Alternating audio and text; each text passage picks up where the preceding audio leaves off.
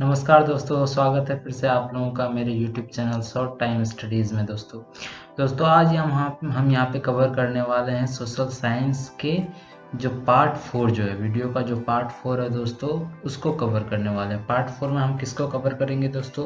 Part 4 में हम cover करने वाले हैं इकोनॉमिक्स, मतलब अर्थशास्त्र को। दोस्तों अर्थशास्त्र को कवर करने वाले हैं। दोस्तों यहाँ पे हमारे पास अर्थशास्त्र क्लास 10th क्लास 10वीं क्लास जो है दोस्तों, 10वीं क्लास के जितने भी चैप्टर हैं दोस्तों, जितने भी चैप्टर से क्वेश्चन आने के चांसेस हैं दोस्तों, तो सब क्वेश्चंस को हमने असेंबल किया है दोस्तों। और जो इम्पोर्टेंट क्वेश्चन है दोस्तों, जो आ चुके हैं या जिनके आने के चांसेस बहुत ही ज़्यादा हैं दोस्तों, तो उनको हमने यहाँ पे लाया है दोस्तों, और सिर्फ आपके लिए लाया है दोस्तों। ठीक है दोस्तों, तो वीडियो को एंड तक देखिएगा दोस्तों, और एक भी क्वेश्चन मिस नहीं करिएगा। ठीक है दोस्तों, और यहाँ पे अगर आप सारे क्वेश्चन को अच्छे से कर लेते हैं दोस्तों, तो यहाँ पे आपको और कहीं और से ऑब्जेक्टिव क्वेश्चन को देखने की आवश्यकता नहीं है, मतलब ज़रूरत नहीं है। ठीक है दोस्तों, चलिए दोस्तों यहाँ पे पहले क्वेश्चन से स्टार्ट करते हैं। उससे पहले आप मेरे चैनल को सब्सक्राइब कर दीजिए, वीडियो आप एंड तक देखिए, अच्छा लगे तो लाइक कीजिए। ठीक है दोस्तों, और कमेंट करके बताइए कमेंट सेक्शन में कि क्या वीडियो में कौन सा पार्ट और भी कवर करना चाहिए, क्या करना चाहिए वीडियो में, और नेक्स्ट वीडियोस में क्या लाना चाहिए। ठीक है दोस्तों, और मैं जो पार्ट 1, पार्ट 2 और पार्ट 3 का लिंक जो है दोस्तों, वो डिस्क्रिप्शन में आपको दे दूंगा। ठीक है, तो वहाँ से देख लीजिएगा आप लोग। ठीक है दोस्तों, चलिए दोस्तों पहले क्वेश्चन से स्टार्ट करते हैं। दोस्तों पहला क्वेश्चन हमारे पास क्या है दोस्तों, कि आर्थिक विकास के अंतर्गत सम्मिलित लक्ष्य हैं। आर्थिक विकास के अंतर्गत सम्मिलित लक्ष्य कौन से हैं दोस्तों? तो नियमित रोजगार, या स्वतंत्रता, या निर्मित व बेहतर मजदूरी। तो ये दोस्तों, ये ऑप्शन डी उपयुक्त सभी जो है दोस्तों आर्थिक विकास के अंतर्गत सम्मिलित लक्ष्य हैं। ठीक है दोस्तों, चलिए दोस्तों अगले क्वेश्चन की तरफ बढ़ते हैं। दोस्तों अगला क्वेश्चन हमारे पास क्या है दोस्तों, कि विकास का लक्षण है। विकास का लक्षण है दोस्तों, विकास का क्या लक्षण है दोस्तों?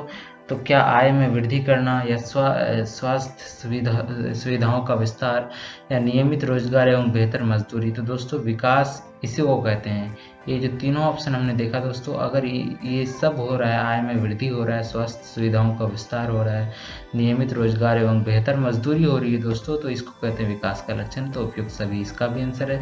ठीक है दोस्तों, फिर से अगले क्वेश्चन की तरफ पढ़ते हैं। दोस्तों अगला क्वेश्चन हमारे पास क्या है दोस्तों, कि निर्धनता का सर्वाधिक प्रकोप वाला राज्य है।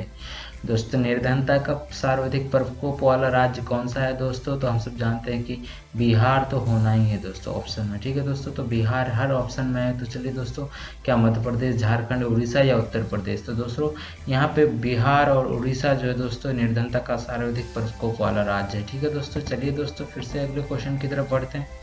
अगला क्वेश्चन हमारे पास क्या है दोस्तों, कि भारत के किस राज्य में गरीबी का प्रतिशत सबसे अधिक है।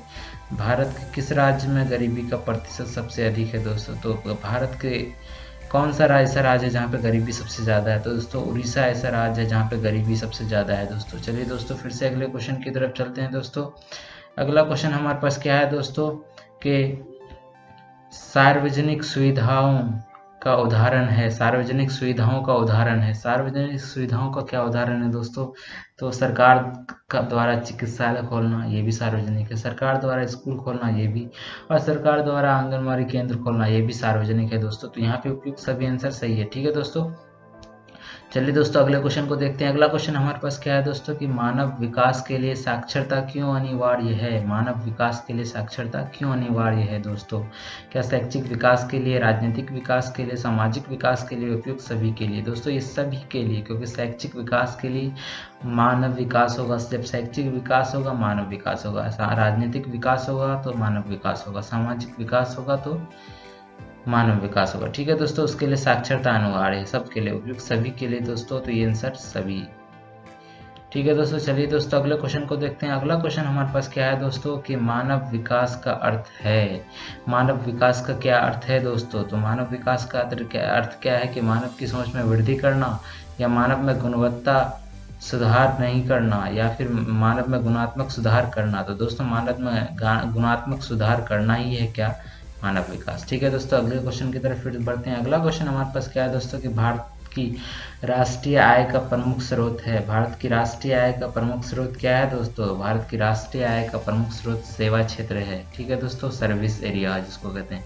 ठीक है दोस्तों, चलिए दोस्तों अगले क्वेश्चन की तरफ चलते हैं। अगला क्वेश्चन हमारे पास क्या है दोस्तों, समानता किसी देश का विकास सामान्यतः किसी देश का विकास किस आधार पर निर्धारित किया जा सकता है। किसी भी देश का विकास किस आधार पर निर्धारित किया जा सकता है। तो प्रति व्यक्ति आय, औसत साक्षरता दर, लोगों के स्वास्थ्य स्थिति या उपयुक्त सभी। दोस्तों उपयुक्त सभी। अगर किसी भी देश का विकास आपको चेक करना है दोस्तों, तो उसमें प्रति व्यक्ति आय, औसत साक्षरता दर और लोगों का स्वास्थ्य स्थिति। ठीक है दोस्तों, ये उपयुक्त सभी आंसर सही है। ठीक है दोस्तों, चलिए दोस्तों फिर से अगले क्वेश्चन की तरफ देखते हैं। अब अगला क्वेश्चन हमारे पास क्या है दोस्तों कि विकास को मापने हेतु आय के अतिरिक्त अन्य कौन सा मापदंड है। विकास को मापने हेतु आय के अतिरिक्त अन्य कौन सा मापदंड है दोस्तों। विकास को मापने के लिए क्या कौन सा मापदंड है दोस्तों। ठीक है दोस्तों, तो स्वास्थ्य, प्रति व्यक्ति आय, साक्षरता दर, ये जो तीनों है दोस्तों, ये विकास को मापने के लिए है दोस्तों। ठीक है दोस्तों ये पहला जो चैप्टर था दोस्तों वो हमने किया है। इसके 10 क्वेश्चन है, ये बहुत ही ज़्यादा इंपॉर्टेंट क्वेश्चन है दोस्तों। इसको ध्यान से पढ़िएगा आप लोग, और इसके आने के चांसेस बहुत ही ज़्यादा है दोस्तों। ठीक है दोस्तों, चलिए दोस्तों दूसरे चैप्टर को हम लोग कवर करते हैं। अब यहाँ पे भारतीय अर्थव्यवस्था का क्षेत्र। ठीक है दोस्तों, भारतीय अर्थव्यवस्था का क्षेत्र। ठीक है दोस्तों, चलिए दोस्तों इस चैप्टर में हम लोग देख करेंगे, इस चैप्टर में जो इंपॉर्टेंट क्वेश्चन है उसको करेंगे। ठीक है दोस्तों, चलिए दोस्तों करते हैं पहले क्वेश्चन से। पहला क्वेश्चन हमारे पास यहाँ पे क्या है दोस्तों कि प्राथमिक क्षेत्र में सम्मिलित आर्थिक गतिविधियाँ हैं। डेयरी है, मत्स्यन है, कृषि है या उपयुक्त सभी है। प्राथमिक क्षेत्र में सम्मिलित आर्थिक गतिविधियां क्या है दोस्तों, तो उपयुक्त सभी इसका आंसर सही है दोस्तों। डेयरी, कृषि, मत्स्य सब है दोस्तों। ठीक है दोस्तों, अगले क्वेश्चन की तरफ फिर से पढ़ते हैं दोस्तों। अगला क्वेश्चन हमारे पास क्या है दोस्तों कि भारत की राष्ट्रीय आय में सर्वाधिक योगदान किस क्षेत्र का है। भारत की राष्ट्रीय आय में सर्वाधिक योगदान किस क्षेत्र का है दोस्तों, तो हम सब जानते हैं कि भारत की राष्ट्रीय आय में सर्वाधिक योगदान तृतीय क्षेत्र का है। ठीक है दोस्तों, तृतीय क्षेत्र का। ठीक है दोस्तों, अगले क्वेश्चन की तरफ फिर से बढ़ते हैं। अगला क्वेश्चन हमारे पास क्या है दोस्तों कि भारत की राष्ट्रीय आय में सबसे कम योगदान कौन सा क्षेत्र का है। भारत की राष्ट्रीय आय जो है दोस्तों उसमें सबसे कम योगदान किसका है। ठीक है दोस्तों, तो हम सब जानते हैं सबसे कम योगदान जो है द्वितीय क्षेत्र का है। ठीक है दोस्तों, द्वितीय जो क्षेत्र है दोस्तों उसका सबसे कम योगदान है। ठीक है दोस्तों, चलिए दोस्तों अगले क्वेश्चन को देखते हैं। अगला क्वेश्चन हमारे पास क्या है दोस्तों कि मिश्रित अर्थव्यवस्था का अर्थ है। मिश्रित अर्थव्यवस्था के माने क्या है दोस्तों। मिश्रित अर्थव्यवस्था जो हमारे इंडिया की अर्थव्यवस्था है वो मिश्रित अर्थव्यवस्था है। ठीक है दोस्तों, तो उसका अर्थ हम लोग को यहाँ पूछा गया है। उसका अर्थ क्या है दोस्तों, सार्वजनिक और निजी क्षेत्र का अस्तित्व या औद्योगिक विकास के विदेशों का सहयोग या वृहत एवं कुटीर उद्योग का सह अस्तित्व या उपयुक्त में से कोई नहीं। तो दोस्तों ये तीनों में से कोई भी आंसर नहीं है दोस्तों, तो इसका आंसर उपयुक्त में से कोई नहीं। ठीक है दोस्तों, चलिए दोस्तों अगले क्वेश्चन को फिर से देखते हैं। अगला क्वेश्चन हमारे पास क्या है दोस्तों कि आर्थिक क्रियाओं के आधार पर किसी देश की अर्थव्यवस्था को विभाजित किया जा सकता है। आर्थिक क्रियाओं के आधार पर किसी देश की अर्थव्यवस्था को विभाजित किया जा सकता है दोस्तों। आर्थिक क्रियाओं के आधार पर किसी देश की अर्थव्यवस्था को कैसे विभाजित किया जाता है। प्राथमिक क्षेत्र, द्वितीय क्षेत्र, तृतीय क्षेत्र, ठीक है, या उपयुक्त सभी। तो दोस्तों ये तीनों प्राथमिक क्षेत्र, द्वितीय क्षेत्र और तृतीय क्षेत्र तीनों है सर। तो ठीक है दोस्तों, तो उपयुक्त सभी जो है दोस्तों इसका आंसर सही है। चलिए दोस्तों अगले क्वेश्चन को हम लोग यहाँ पे कवर करते हैं। अगला क्वेश्चन हमारे पास क्या है दोस्तों कि उद्योग को किस क्षेत्र में सम्मिलित किया गया है। उद्योग को किस क्षेत्र में सम्मिलित किया गया है दोस्तों, तो उद्योग को द्वितीय क्षेत्र में सम्मिलित किया गया है। ठीक है दोस्तों, चलिए दोस्तों फिर से अगले क्वेश्चन की तरफ बढ़ते हैं। अगला क्वेश्चन हमारे पास क्या है दोस्तों कि किसी बैंक में कार्यरत मैनेजर को किस क्षेत्र में शामिल किया गया है। किसी बैंक में जो कार्यरत मैनेजर होता है दोस्तों उसको किस क्षेत्र में शामिल किया गया है दोस्तों, तो उसको तृतीय क्षेत्र में शामिल किया गया है दोस्तों। ठीक है दोस्तों, चलिए दोस्तों अगले क्वेश्चन की तरफ फिर से बढ़ते हैं। अगला क्वेश्चन हमारे पास क्या है कि भारत में परछत्र बेरोजगारी सामान्यतः दिखाई देती है। भारत में परछत्र बेरोजगारी सामान्यतः दिखाई देती है कहाँ पे, कृषि क्षेत्र में, फैक्ट्री क्षेत्र में, सेवा क्षेत्र में, या इन सभी क्षेत्र में दोस्तों।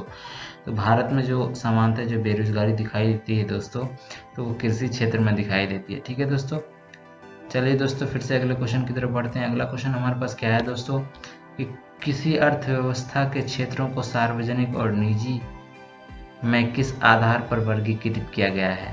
देखिए दोस्तों, किसी अर्थव्यवस्था के क्षेत्रों को सार्वजनिक और निजी में किस आधार पर वर्गीकृत किया गया है दोस्तों, तो ये उद्यमों का स्वामित्व के आधार पर वर्गीकृत किया गया है दोस्तों। इसका आंसर सी है। ठीक है दोस्तों, चलिए दोस्तों फिर से अगले क्वेश्चन की तरफ बढ़ते हैं दोस्तों।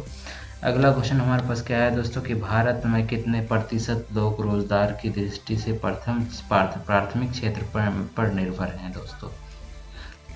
भारत में कितने लोग हैं दोस्तों जो रोजगार की दृष्टि से प्राथमिक क्षेत्र पर निर्भर हैं? ठीक है दोस्तों, तो भारत में 61% ऐसे लोग हैं जो प्राथमिक रोजगार की दृष्टि से दोस्तों वो प्राथमिक क्षेत्र पर निर्भर है। ठीक है दोस्तों, ये रहा दूसरा चैप्टर दोस्तों। इस दूसरा चैप्टर को हमने कर लिया है दोस्तों। यहाँ पे ये जो दोस्तों ये दूसरे चैप्टर के जो क्वेश्चंस हैं दोस्तों ये भी बहुत ही ज़्यादा इंपॉर्टेंट है दोस्तों, तो क्वेश्चंस को अच्छे से कर रहे हैं आप लोग। ठीक है दोस्तों, चलिए दोस्तों फिर से अगले चैप्टर की तरफ बढ़ते हैं। अगला चैप्टर हमारे पास क्या है कि मुद्रा और साख, मुद्रा और साख। ठीक है दोस्तों, मतलब मनी एंड ब्रांच। ठीक है दोस्तों, चलिए दोस्तों पहले क्वेश्चन से स्टार्ट करते हैं। पहला क्वेश्चन हमारे पास क्या है दोस्तों कि निम्नलिखित में कौन मुद्रा का कार्य नहीं है दोस्तों? निम्नलिखित में कौन मुद्रा का कार्य नहीं है दोस्तों? क्या मूल्य का मापन, मूल्य का हस्तांतरण, या मूल्य का संचय, या मूल्य का स्थिरीकरण? दोस्तों मूल्य का स्थिरीकरण जो है दोस्तों वो मुद्रा का कार्य नहीं है। ठीक है दोस्तों, फिर से चलते हैं अगले क्वेश्चन की तरफ। अगला क्वेश्चन हमारे पास क्या है दोस्तों कि सॉफ्ट करेंसी से क्या तात्पर्य है दोस्तों? सॉफ्ट करेंसी से क्या तात्पर्य है? सॉफ्ट करेंसी से क्या तात्पर्य है दोस्तों? वह मुद्रा जिसकी आपूर्ति मांग की अपेक्षा अधिक होती है दोस्तों, उसको कहते हैं सॉफ्ट करेंसी। वह मुद्रा जिसकी आपूर्ति मांग की अपेक्षा अधिक होती है दोस्तों, उसको कहते हैं सॉफ्ट करेंसी। ठीक है दोस्तों, चलिए दोस्तों फिर से अगले क्वेश्चन की तरफ बढ़ते हैं दोस्तों। अगला क्वेश्चन हमारे पास क्या है दोस्तों कि मुद्रा का आधुनिक रूप है। मुद्रा का आधुनिक रूप क्या है दोस्तों? चेक, क्रेडिट कार्ड, कागजी मुद्रा, या उपयुक्त सभी? मुद्रा का आधुनिक रूप क्या है दोस्तों? तो चेक भी है दोस्तों, क्रेडिट कार्ड भी है दोस्तों, और कागजी मुद्रा भी है दोस्तों, तो इसका आंसर उपयुक्त सभी। ठीक है दोस्तों, चलिए दोस्तों अगले क्वेश्चन की तरफ बढ़ते हैं दोस्तों। अगला क्वेश्चन हमारे पास क्या है दोस्तों कि बैंक से ऋण प्राप्त करने में लाभ है। बैंक से ऋण प्राप्त करने में लाभ है। लंबी अवधि हेतु ऋण की प्राप्ति, शोषण का भय नहीं, कम ब्याज दर पर ऋण की प्राप्ति, या उपयुक्त सभी? तो दोस्तों इसका आंसर उपयुक्त सभी है, क्योंकि लंबी अवधि हेतु ऋण की प्राप्ति, शोषण का भय नहीं, कम ब्याज दर पर ऋण की प्राप्ति होती है दोस्तों। तो बैंक से अगर ऋण लेते हैं आप दोस्तों तो उपयुक्त सभी इसका आंसर सही है। ठीक है दोस्तों, अगले क्वेश्चन की तरफ बढ़ते हैं। अगला क्वेश्चन हमारे पास क्या है दोस्तों कि मुद्रा का महत्व है। मुद्रा का महत्व है। मुद्रा का महत्व है दोस्तों। मुद्रा का महत्व किसमें है? उत्पादन और उपभोग की सुविधा, या विनिमय का माध्यम का कार्य करना, वस्तु विनिमय प्रणाली की कठिनाई को दूर करना, या उपयुक्त सभी? तो दोस्तों इसमें जो आंसर है इसका दोस्तों उपयुक्त सभी आंसर है, क्योंकि यहाँ से तीनों क्वेश्चन जो मुद्रा का महत्व है। ठीक है दोस्तों, चलिए दोस्तों अगले क्वेश्चन की तरफ फिर से बढ़ते हैं दोस्तों। अगला क्वेश्चन हमारे पास क्या है कि ऋण की शर्तों में सम्मिलित है। ऋण की शर्तों में क्या सम्मिलित है दोस्तों? आवश्यक कागजात, समर्थक ऋणधार, या ब्याज दर का निर्धारण? ठीक है दोस्तों, ये तीनों जो है दोस्तों ऋण की शर्तों में सम्मिलित है दोस्तों, तो इसका आंसर उपयुक्त सभी है। ठीक है दोस्तों, अगले क्वेश्चन की तरफ फिर से बढ़ते हैं। अगला क्वेश्चन हमारे पास क्या है दोस्तों कि भारतीय रिजर्व बैंक है। भारतीय रिजर्व बैंक क्या है दोस्तों? केंद्रीय बैंक है, सरकारी बैंक है, या अग्रणी बैंक है, या वाणिज्यिक बैंक है? तो भारतीय रिजर्व बैंक हम सब जानते तो ये सेंट्रल बैंक है दोस्तों, तो ये केंद्रीय बैंक। ठीक है दोस्तों, चलिए दोस्तों अगले क्वेश्चन की तरफ बढ़ते हैं। अगला क्वेश्चन हमारे पास क्या है दोस्तों कि लगातार बढ़ती कीमतों की प्रक्रिया होती है। लगातार बढ़ती कीमतों की प्रक्रिया क्या होती है दोस्तों? लगातार जो बढ़ती कीमतों की प्रक्रिया होती है दोस्तों वो होती है मुद्रास्फीति। मुद्रास्फीति, ठीक है दोस्तों, मुद्रास्फीति कहाँ पे है? ये ऑप्शन बी है दोस्तों, वो मुद्रास्फीति। ठीक है दोस्तों, चलिए दोस्तों अगला क्वेश्चन की तरफ बढ़ते हैं। अगला क्वेश्चन हमारे पास क्या है दोस्तों कि हवाला क्या है। हवाला क्या है दोस्तों? किसी विषय की पूर्ण जानकारी, या विदेशी मुद्रा विनिमय का अवैध कारोबार, या शेयर बाजार में प्रतिभूतियों का अवैध लेन देन, या कर अपवंचन? तो दोस्तों विदेशी मुद्रा विनिमय का अवैध कारोबार को कहते हैं हवाला। ठीक है दोस्तों, तो ऑप्शन बी सही है दोस्तों। चलिए दोस्तों अगले क्वेश्चन की तरफ बढ़ते हैं। अगला क्वेश्चन हमारे पास क्या है दोस्तों कि भारत में मुद्रा जारी करने का कार्य करती है। कौन करती है दोस्तों? भारत में मुद्रा जारी जो करती है उसका कार्य कौन करती है? राज्य सरकार है, केंद्र सरकार है, और भारतीय रिजर्व बैंक, या उपयुक्त में से कोई नहीं? तो दोस्तों भारतीय रिजर्व बैंक जो है दोस्तों वो मुद्रा जारी करती है। ठीक है दोस्तों, ये रहा तीसरा चैप्टर दोस्तों। तीसरा चैप्टर इकोनॉमिक्स अर्थशास्त्र का तीसरा चैप्टर जो हम लोग ने किया है दोस्तों, मुद्रा और साख। ये भी बहुत ज़्यादा इंपॉर्टेंट चैप्टर है दोस्तों। इसके यहाँ से अगर आप कर लेते हैं क्वेश्चन तो यहाँ से मतलब कहीं और से और ऑब्जेक्टिव देखने की आवश्यकता नहीं है दोस्तों आप लोगों को। ठीक है दोस्तों, अगले चैप्टर की तरफ फिर से बढ़ते हैं हम लोग। अगला चैप्टर हमारे पास क्या है? वैश्वीकरण और भारतीय अर्थव्यवस्था।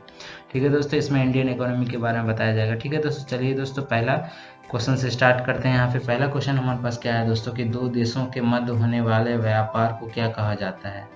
दो देशों के मध्य होने वाले व्यापार को क्या कहा जाता है दोस्तों? दो देशों के मध्य जो व्यापार होता है उसको विदेशी व्यापार कहते हैं। ठीक है दोस्तों, उसको विदेशी व्यापार कहते हैं दोस्तों। चलिए दोस्तों अगले क्वेश्चन की तरफ बढ़ते हैं। अगला क्वेश्चन हमारे पास क्या है दोस्तों कि वैश्वीकरण है क्या? क्या है वैश्वीकरण? क्या है दोस्तों वैश्वीकरण? क्या है दोस्तों? तो हम सब जानते हैं कि विभिन्न देशों के बीच परस्पर संबंध एवं तीव्र एकीकरण को ही कहते हैं वैश्वीकरण। ठीक है दोस्तों, तो ऑप्शन सी सही है। ठीक है दोस्तों, फिर से चलते हैं अगले क्वेश्चन की तरफ। हमारे पास अगला क्वेश्चन क्या है दोस्तों कि बहुराष्ट्रीय कंपनियों के निवेश का रास्ता है। बहुराष्ट्रीय कंपनी के निवेश का रास्ता क्या है दोस्तों कि दूसरे देशों में कारखाने स्थापित करना, बिल्कुल ये भी है। स्थानीय कंपनियों के साथ संयुक्त उत्पादन, बिल्कुल सर ये भी है। स्थानीय कंपनियों को खरीदना, ठीक है दोस्तों ये भी है। तो उपयुक्त सभी इसका आंसर सही है दोस्तों। ये निवेश का रास्ता बहुराष्ट्रीय कंपनी जो आती है दोस्तों उसका है। ठीक है दोस्तों, चलिए दोस्तों अगले क्वेश्चन की तरफ फिर से बढ़ते हैं। अगला क्वेश्चन हमारे पास क्या है दोस्तों कि बहुराष्ट्रीय कंपनियों का प्रमुख उद्देश्य है। बहुराष्ट्रीय कंपनी का प्रमुख उद्देश्य क्या है दोस्तों? बहुराष्ट्रीय जो कंपनियां आती हैं दोस्तों उसका प्रमुख उद्देश्य क्या है? अपने सामान एवं सेवाओं को विदेश में भेजना, व्यापार को विदेश में फैलाना, लाभ अर्जित करना या उपयुक्त सभी। तो दोस्तों सब कुछ है। अपने सामान और सेवाओं को विदेश में बेचना, व्यापार को विदेश में फैलाना, लाभ अर्जित करना, तो उपयुक्त सभी इसका आंसर सही है। ठीक है दोस्तों, चलिए दोस्तों अगले क्वेश्चन को देखते हैं। अगला क्वेश्चन हमारे पास क्या है दोस्तों कि भारत में वैश्वीकरण का प्रभाव है। भारत में वैश्वीकरण का प्रभाव है दोस्तों, भारत में वैश्वीकरण का प्रभाव है। इसके प्रभाव में सिर्फ भारतीय कंपनियां बढ़ी हुई प्रतिस्पर्धा में लाभान्वित हुई है। इस प्रभाव में बहुराष्ट्रीय कंपनियों ने अपने निवेश में वृद्धि की है। वैश्वीकरण के कारण छोटी औद्योगिक इकाइयां बंद हो गई है जिसमें बेरोजगारी में वृद्धि हुई। ठीक है दोस्तों, इसमें तीनों जो है दोस्तों भारतीय वैश्वीकरण का प्रभाव है। तो दोस्तों उपयुक्त सभी इसका आंसर सही है। ठीक है दोस्तों, तो उपयुक्त सभी इसका आंसर सही है। ठीक है दोस्तों, फिर से चलते हैं अगले क्वेश्चन की तरफ। अगला क्वेश्चन हमारे पास क्या है दोस्तों कि WTO का पूरा नाम क्या है? WTO को अंग्रेजी में कहते हैं दोस्तों वर्ल्ड ट्रेड ऑर्गेनाइजेशन, विश्व व्यापार संगठन जिसको कहते हैं दोस्तों हिंदी में। यहाँ पे हिंदी में दिया हुआ है दोस्तों, अगर ऑप्शन आपको एग्जाम में अगर अंग्रेजी में आए तो वर्ल्ड ट्रेड ऑर्गेनाइजेशन। ठीक है दोस्तों, वर्ल्ड ट्रेड ऑर्गेनाइजेशन ये आंसर सही होगा दोस्तों, लेकिन यहाँ हमको हिंदी में दिया हुआ है तो हिंदी में विश्व व्यापार संगठन है दोस्तों। ठीक है दोस्तों, फिर चलते हैं अगले क्वेश्चन की तरफ। अगला क्वेश्चन हमारे पास क्या है दोस्तों कि अंग्रेजों के समय भारत का विदेशी व्यापार कैसा था? अंग्रेजों के समय विदेशी व्यापार जो भारत का था दोस्तों वो कैसा था दोस्तों? तो अंग्रेजों के समय विदेशी व्यापार जो दोस्तों तो कच्चा माल का निर्यात और निर्मित माल का आयात था दोस्तों भारत। ठीक है दोस्तों, भारत में विदेशी व्यापार ऐसा ही था, कच्चे माल का निर्यात एवं निर्मित माल का आयात। ठीक है दोस्तों, अगले क्वेश्चन की तरफ फिर से बढ़ते हैं। अगला क्वेश्चन हमारे पास क्या है दोस्तों कि बहुराष्ट्रीय कंपनी है। बहुराष्ट्रीय कंपनी है, बहुराष्ट्रीय कंपनी है दोस्तों। बहुराष्ट्रीय कंपनी क्या है दोस्तों? बहुराष्ट्रीय कंपनी आखिर है क्या? वह कंपनी जिनका स्वयं का व्यवसाय हो, या वह कंपनी जिसका व्यवसाय एक से अधिक राष्ट्रों तक फैला हुआ हो, या वह कंपनी जो बड़े स्तर पर उत्पादन करती हो, या उनमें से कोई नहीं। ऑप्शन बी आंसर सही है दोस्तों कि वह कंपनी जो एक से अधिक राष्ट्रों तक फैला हुआ है, जो अलग अलग कंट्री में जाके अपना बिजनेस करती है दोस्तों, उसको कहते हैं बहुराष्ट्रीय कंपनी। ठीक है दोस्तों, चलिए दोस्तों अगले क्वेश्चन की तरफ बढ़ते हैं। दोस्तों अगला क्वेश्चन हमारे पास क्या है दोस्तों कि विदेशी निवेश क्या है दोस्तों? विदेशी निवेश क्या है? विदेशी निवेश क्या है दोस्तों कि बहुराष्ट्रीय कंपनियों द्वारा किया गया निवेश। मतलब बाहर से जो कंपनियां आती है दोस्तों वह आपके कंपनी में अगर आके इन्वेस्ट कर रही है दोस्तों तो उसको कहते हैं विदेशी निवेश। ठीक है दोस्तों, तो ये ऑप्शन सी सही है। ठीक है दोस्तों, अगले क्वेश्चन की तरफ बढ़ते हैं। दोस्तों अगला क्वेश्चन हमारे पास क्या है दोस्तों कि विश्व की सबसे बड़ी मोटर गाड़ी निर्मित कंपनी है, निर्माता कंपनी कौन सी है दोस्तों? विश्व की सबसे बड़ी मोटर गाड़ी निर्मित कंपनी जो है दोस्तों वो कौन है? फोर्ड्स मोटर्स है दोस्तों। फोर्ड मोटर जो है दोस्तों वो सबसे बड़ी विश्व की मोटर गाड़ी निर्माता कंपनी। ठीक है दोस्तों, ये रहा चौथा चैप्टर दोस्तों। चौथा चैप्टर को हमने कंप्लीट कर लिया दोस्तों, तो एक भी क्वेश्चन मिस नहीं कीजिएगा दोस्तों। चलिए दोस्तों अगले क्वेश्चन की तरफ अगला चैप्टर की तरफ बढ़ते हैं दोस्तों। अगले चैप्टर में हमारे क्या है? उपभोक्ता अधिकार। उपभोक्ता अधिकार। ठीक है दोस्तों, चलिए दोस्तों यहाँ से क्वेश्चन से स्टार्ट करते हैं दोस्तों। पहला क्वेश्चन हमारे पास क्या है दोस्तों कि उपभोक्ता सुरक्षा अधिनियम पारित किया गया है। उपभोक्ता सुरक्षा अधिनियम कब पारित किया गया है दोस्तों? तो 1986 में उपभोक्ता सुरक्षा अधिनियम पारित किया गया। ठीक है दोस्तों, अगले क्वेश्चन की तरफ बढ़ते हैं। अगला क्वेश्चन हमारे पास क्या है कि राष्ट्रीय उपभोक्ता आयोग कहाँ स्थित है? राष्ट्रीय उपभोक्ता आयोग कहाँ स्थित है दोस्तों? तो राष्ट्रीय उपभोक्ता आयोग नई दिल्ली में स्थित है। ठीक है दोस्तों, नई दिल्ली में स्थित है। चलिए दोस्तों अगले क्वेश्चन की तरफ बढ़ते हैं। अगला क्वेश्चन हमारे पास क्या है दोस्तों कि भारत में उपभोक्ता आंदोलन का उदय हुआ। भारत में उपभोक्ता आंदोलन का उदय कब हुआ था दोस्तों? भारत में उपभोक्ता आंदोलन का उदय जो हुआ था दोस्तों वो 1960 के दशक में हुआ था दोस्तों। 1960 के दशक में भारत में उपभोक्ता आंदोलन का उदय हुआ था। ठीक है दोस्तों, चलिए दोस्तों फिर से अगले क्वेश्चन की तरफ बढ़ते हैं। अगला क्वेश्चन हमारे पास क्या है दोस्तों कि कभी भी कोई भी उपभोक्ता अपने माल की खरीद के कितने दिन की अवधि में उपभोक्ता मंच के बाद दायर कर सकता है दोस्तों। ठीक है दोस्तों, कोई भी उपभोक्ता अपने माल की खरीद के कितने दिन की अवधि में उपभोक्ता मंच के बाद दायर कर सकता है दोस्तों। तो इसका आंसर है जो दोस्तों कि कोई भी उपभोक्ता दायर जो कर सकता है उपभोक्ता मंच में दोस्तों, तो वो 30 दिन के अंदर में, 30 दिन की अवधि में दोस्तों, 30 दिन की अवधि में ये जो है दोस्तों वो वाद याचिका जो होती है दोस्तों वो दायर कर सकता है। ठीक है दोस्तों, अगले क्वेश्चन की तरफ बढ़ते हैं। अगला क्वेश्चन हमारे पास क्या है कि जिला उपभोक्ता मंच में कितने सदस्य होते हैं। जिला उपभोक्ता मंच में कितने सदस्य होते हैं दोस्तों। जिला उपभोक्ता मंच में 3 सदस्य होते हैं दोस्तों। जिला उपभोक्ता मंच में 3 सदस्य होते हैं दोस्तों, ये ऑप्शन सही है दोस्तों, 3। ठीक है दोस्तों, चलिए दोस्तों अगले क्वेश्चन की तरफ फिर से बढ़ते हैं। अगला क्वेश्चन हमारे पास क्या है दोस्तों कि उपभोक्ता के अधिकारों में सम्मिलित है।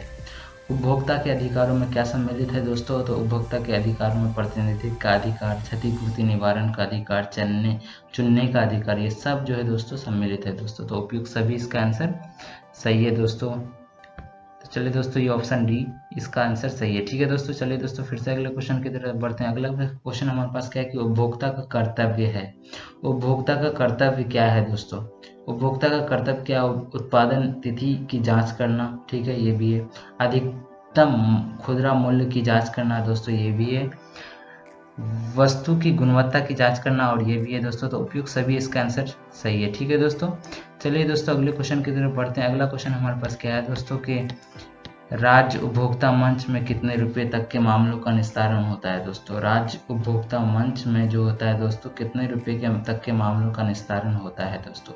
तो यहाँ पे जो होता है 20 लाख से अधिक तथा 1 करोड़ तक। ठीक है दोस्तों, ये 20 लाख से 1 करोड़ तक के रुपयों तक का निस्तारण होता है। ठीक है दोस्तों, अगले क्वेश्चन की तरफ फिर से बढ़ते हैं दोस्तों। अगला क्वेश्चन हमारे पास क्या है दोस्तों कि जिला उपभोक्ता मंच में कितने रुपये तक के मामलों का निस्तारण होता है। जिला उपभोक्ता मंच जो होता है दोस्तों वहाँ पे कितने रुपये के मामलों तक का निस्तारण होता है दोस्तों।